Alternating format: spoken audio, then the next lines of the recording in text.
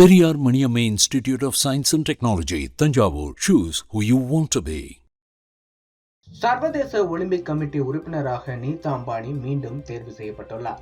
இந்தியாவின் நம்பர் 1 பணக்காரர் முகேஷ் அம்பானியின் மனைவியும் ரிலையன்ஸ் அறக்கட்டளையின் நிறுவனருமான நீதா அம்பானி சர்வதேச ஒலிம்பிக் கமிட்டியின் இந்திய உறுப்பினராக தேர்வாகியிருக்கிறார்.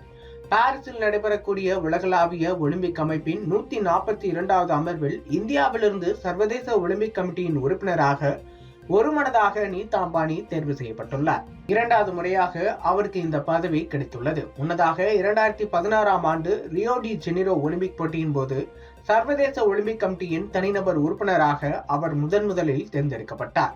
தற்போது மீண்டும் அவருக்கு ஒலிம்பிக் கமிட்டி உறுப்பினராகும் வாய்ப்பு கிடைத்துள்ளது. இது தொடர்பாக பேசியுள்ள நீதா அம்பானி, சர்வதேச ஒலிம்பிக் கமிட்டியின் உறுப்பினராக மீண்டும் தேர்வு செய்யப்பட்டதில் மிகவும் பெருமைப்படுவதாக தெரிவித்திருக்கிறார்.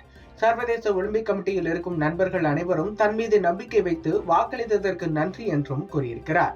சர்வதேச ஒலிம்பிக் அமைப்பில் இணைந்த முதல் இந்திய பெண் என்கிற முறையில் நீதா அம்பானி 40 ஆண்டுகளுக்கும் மேலாக இந்தியாவின் முதல் சர்வதேச ஒலிம்பிக் கமிட்டி அமர்வை மும்பையில் நடத்தியதில் முக்கிய பங்கு வகித்தார். ஒலிம்பிக் கமிட்டி உறுப்பினராக தேர்வு செய்யப்பட்டு இருப்பது தனிப்பட்ட முறையில் தனக்கு பெருமைப்படக்கூடிய விஷயமாக இருந்தாலும் சர்வதேச விளையாட்டுத் துறையில் இந்தியாவின் தாக்கம் வளர்ந்து வருகிறது என்பதை இது காட்டுகிறது என்றும் அவர் தெரிவித்திருக்கிறார். இந்தியா மற்றும் உலகெங்கிலும் ஒலிம்பிக்கை வலுப்படுத்த வேண்டும் என்ற நோக்கத்தில் செயல்படும் அனைத்து இந்தியர்களும் பெருமைப்பட வேண்டிய தருணம் என அவர் கூறியிருக்கிறார். ரிலையன்ஸ் அறக்கட்டளையின் நிறுவனரும் தலைவருமான நீதா அம்பானி அறக்கட்டளை சார்பாக பல்வேறு விளையாட்டு சம்பந்தப்பட்ட நடவடிக்கைகளையும் மேற்கொண்டு வருகிறார். ரிலையன்ஸ் அறக்கட்டளை மூலம் கிட்டத்தட்ட 22.9 மில்லியன் குழந்தைகள் மற்றும் இளைஞர்களுக்கு பல்வேறு நலத்திட்டங்கள் மூலம் உதவிகளை செய்து வருகிறார். மேலும் இந்திய ஒலிம்பிக் கூட்டமைப்புடன் இணைந்து ரிலையன்ஸ் அறக்கட்டளையானது பாரிஸ் ஒலிம்பிக்கில் முதன்முறையாக இந்திய இல்லம் ஒன்றை திறக்க இருக்கிறது.